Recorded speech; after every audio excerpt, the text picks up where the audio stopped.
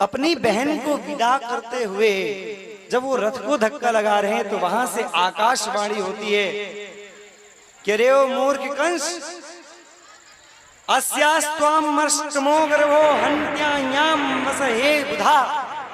कि रे मूर्ख कंस, जिस देवकी को तू विदा कर रहा है इसी के गर्भ से 8वीं संतान जो उत्पन्न होगी वही तेरा काल होगा।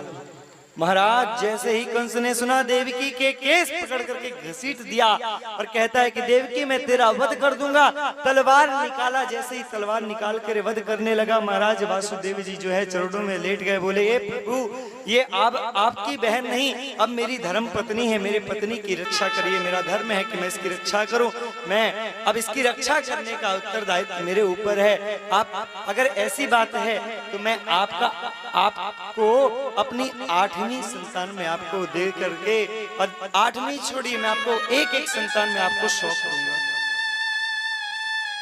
कंस कहता है नहीं, मैं इसको नहीं छोड़ूंगा। मैं क्यों छोड़ूं? इसका गर्भ से जो 8वीं संतान है मेरा काल है, लेकिन पुत्र काल है ना, पुत्र काल है ना, मैं पुत्र दूंगा ना आपको, परंतु आप मेरी धर्म पत्नी को मुझसे दूर मत करो। महाराज कंस जानता था कि वसुदेव जी बात के बड़े पक्के हैं। वसुदेव जी ने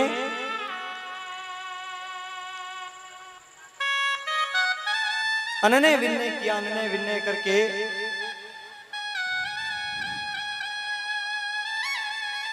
कहते हैं कि हे कंस, आप जो बोलोगे मैं वो करूंगा, परंतु मेरी देवकी को छोड़ दो। तब कंस ने कारागार में डाल दिया। कारागार में डाल करके कहता है कि अब जब भी पुत्र होगा तो आप मुझे ले आकर के सर्वप्रथम दोगे। अगर आपने पुत्र नहीं दिया तो सोच लेना कि देवकी जान से चली जाएगी। वसुदेव को कारागार में डाल करके देवकी और वसुदेव वहीं रहते हैं। और जिस प्रकार से ख्याति हो रही थी अब फिर से विख्याति होने लगी, ख्याति होने लगी। सारे लोग फिर से कहने लगे कि अरे ये तो केवल दिखावा कर रहा था महाराज, और ऐसे ही दिखावा कितने दिन तक चलेगा। देवकी को गर्भ में प्रथम संतान आई जिसका नाम था कीर्तिमान, और कीर्तिमान के आते ही जैसे ही जन्म हुआ उसका, तो जन्म होते ही वसुदेव जी उसको गोद में लेकर के चले जाते हैं कंस के पास, और कंस को गोद में रख देते हैं। कहते हैं हे कंस, ये देवकी का प्रथम पुत्र है, ये आपके चरणों में समर्पण है, इसका आप जो करना चाहें करें। कंस बड़ा प्रसन्न होता है, कहता है कि वाह, तुम्हारी ईमानदारी से मैं कितना प्रसन्न हूं। कोई अपना बेटा दे देगा मुझे, लेकिन तुम दे रहे हो, मैं बड़ा प्रसन्न हूं। जाओ इसको ले जाओ। देवकी का 8वीं गर्भ मेरा काल है, ये तो पहला संतान है, इससे मेरा क्या दोष है, जाओ ले जाओ। नारद जी ऊपर से देख रहे कि अगर ऐसे ये पुण्य कार्य करता रहेगा तो इसका पाप का घड़ा कैसे बढ़ेगा, इसको कुछ तो करना पड़ेगा। महाराज नारायण नारायण करते हुए आते हैं नारद जी, और कंस के पास आकर के विराजमान कहते मैंने सुना है कि देवकी के पहली संतान हो गई है। बोले हाँ। बोले क्या किया उसका तुमने?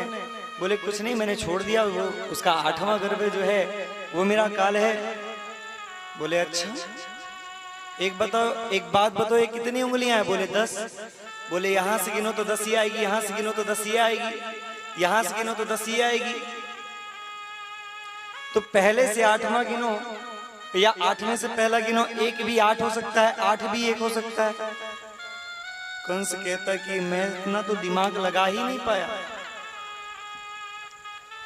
नारद जी का काम जो है लड़ाने भिड़ाने का है। नारद जी कहते हैं कि मैं तो समझ ही नहीं पाया। तुरंत गए, सैनिकों को बोला कि जाओ पुत्र को लेकर के आओ। महाराज पुत्र को लेकर के आया है, और जैसे ही लेकर के आए तो पैर पकड़ के घुमा करके जो शिला पे मारा महाराज, पूरी शिला रक्त से युक्त हो गई और एक संतान का वध कर दिया। देवकी विलाप करती रही, रोती रही। कुछ समय बाद दूसरी संतान हुई, दूसरी संतान का भी वध कर दिया। नारद जी जानते थे अगर पुण्य करेगा, अगर ऐसे पुण्य करेगा तो निश्चित रूप से इसका पाप का घड़ा हल्का हो जाएगा, इसलिए पाप करवाते हुए पाप को घड़ा भरना था ना। इस वजह से नारद जी ने ऐसा कृत्य किया। दूसरी संतान हुई, दूसरी संतान का वध कर दिया। तीसरी संतान हुई, तीसरी संतान का वध कर दिया। तीसरी संतान, चौथी संतान हुई और चौथी संतान का भी वध कर दिया। पांचवी छठवीं संतान का भी वध हो गया महाराज। सातवीं संतान जब गर्भ में आती है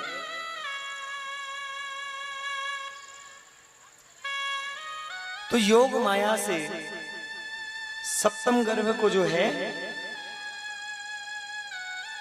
नंद बाबा के यहाँ, यशोदा के यहाँ बलराम के रूप में जो पुत्र होता है उनके रूप में भेज दी जाती है। रोहिणी के गर्भ में भेज दिया जाता है और वहां एक जो योग माया रूपी जो कन्या पल रही होती है उसको देवकी के गर्भ में प्रवेश करा दिया जाता है। और जब वहां पास सातवें पुत्र का जन्म होता है, जब वो वध करते हैं तो वध करते ही वो कहती है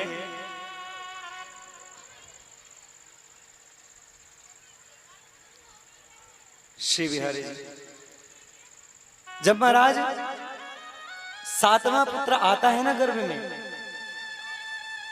सातवां पुत्र आते ही योग माया से भगवान रोहिणी के गर्भ में प्रवेश करा देते हैं और रोहिणी के गर्भ में सप्तम पुत्र पलने लगता है। और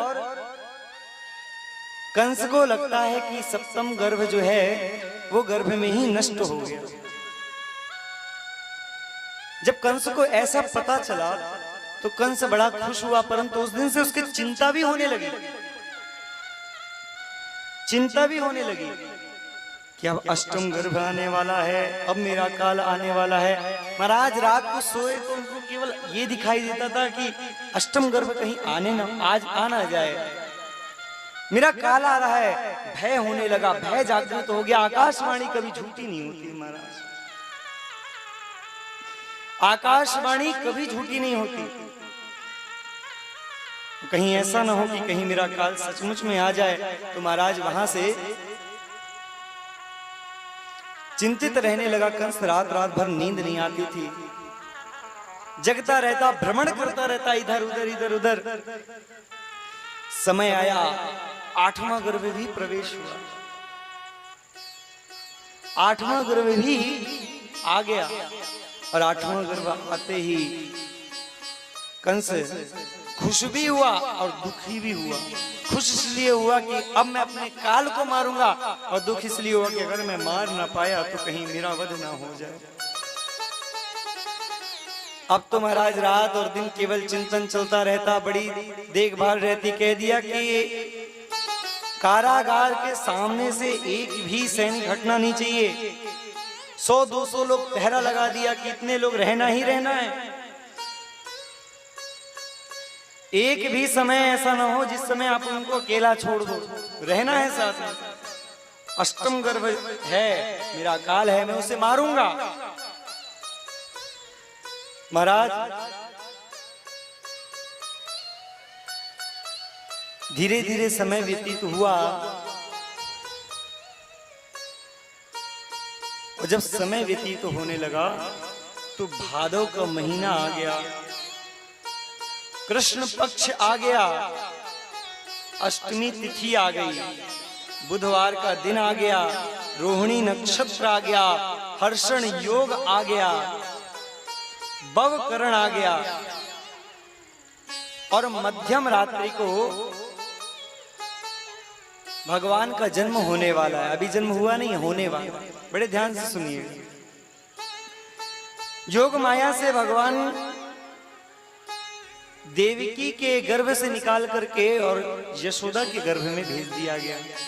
और यशोदा के गर्भ में जो पल रही पुत्री थी उसको ले आकर के देवकी के गर्भ में प्रवेश दिला दिया गया।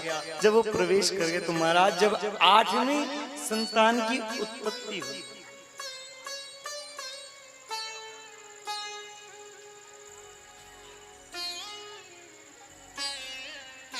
तो वो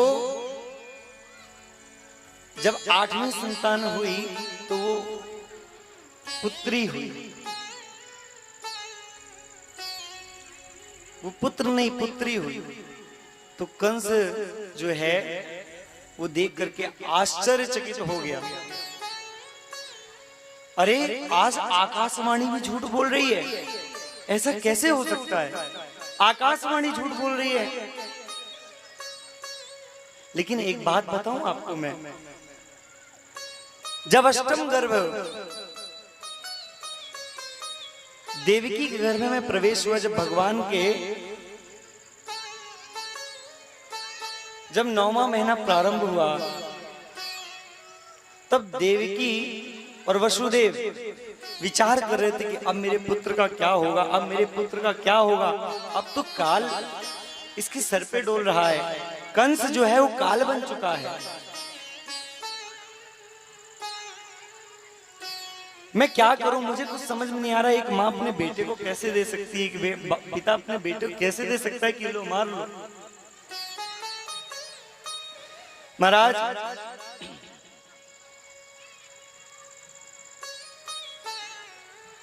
भादो का महीना आ गया, कृष्ण पक्ष आ गया, अष्टमी तिथि आ गई, बुधवार का दिन आ गया, रोहिणी नक्षत्र आ गया, हर्षण योग आ गया, भवकरण आ गया। मध्य रात्रि को 12 बजे भगवान का जन्म होने वाला है। और जब जन्म हुआ तो जन्म होते ही सारे कारागार अपने आप खुल गए, और अपने आप खुल गए महाराज। वहां पास एक टोकनी रखी हुई थी।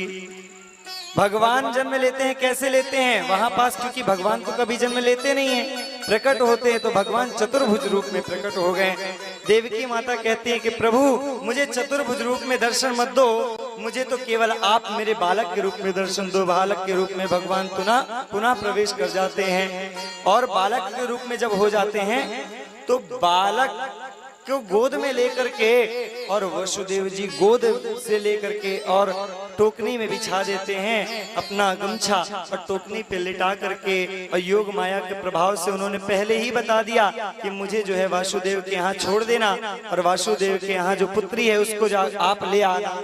वासुदेव के यहाँ जो पुत्री उत्पन्न हुई है उसको आप ले आना।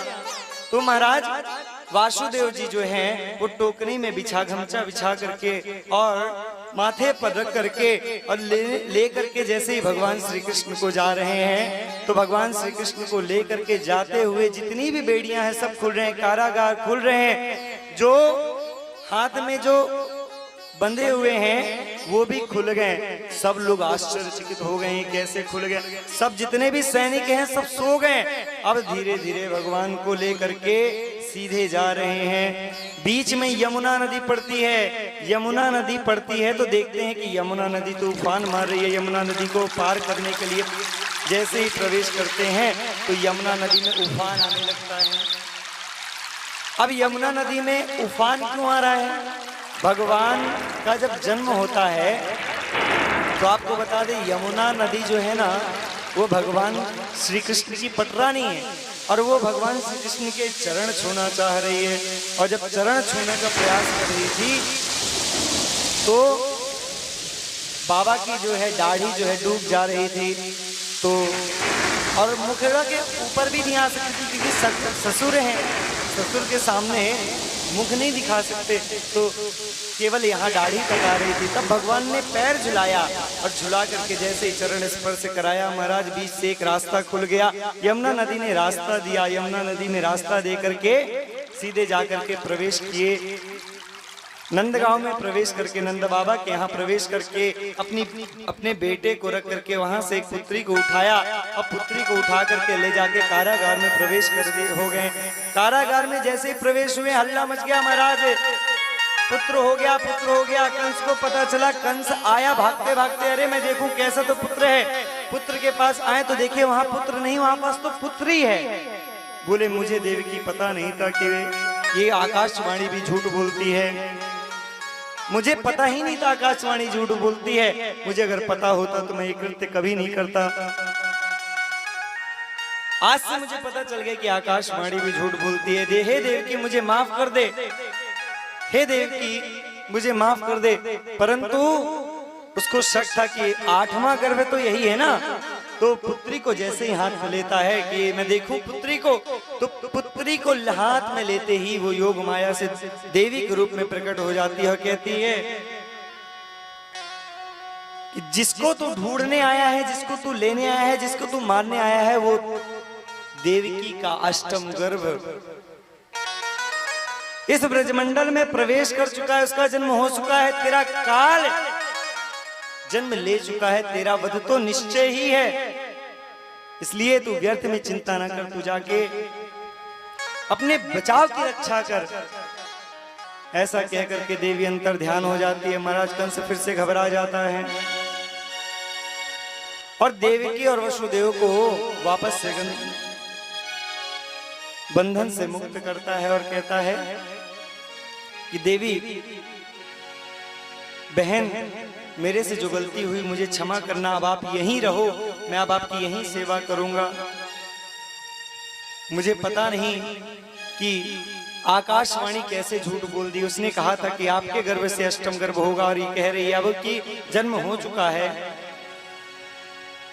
अब यहाँ तो ये प्रक्रिया हो रही है और वहां नंद बाबा के यहाँ प्रातः कालीन जब नंद बाबा के यहाँ भगवान का स्वरूप देखते हैं लोग, तो रात को जो है जन्म हुआ था तो ज्यादा किसी को पता नहीं। और जब नंद बाबा के यहाँ पता चला कि भगवान का जन्म हुआ तो पूरे ब्रजमंडल में हल्ला मच गया महाराज। और ब्रजमंडल में जब हल्ला मचा तो सारे ब्रजवासी दौड़ दौड़ करके आने लगे। अरे नंद के यहाँ छोरा भयो है, चलो नंद के यहाँ छोरा भयो है, चलो नंद के यहाँ छोरा भयो है। और नंद बाबा के यहाँ नंदोत्सव प्रारंभ हो गया। आइए हम सभी भी नंदोत्सव में प्रवेश करते हैं। कौन कौन नंदोत्सव में सम्मिलित होना चाहता है? हाथ उठाइए जरा। दूसरों के बरहों में तो खूब जाते हैं, दूसरों के शादी में तो खूब जाते हैं। आज देखते हैं कि भगवान श्री कृष्ण के साथ जन्म में कौन आया है।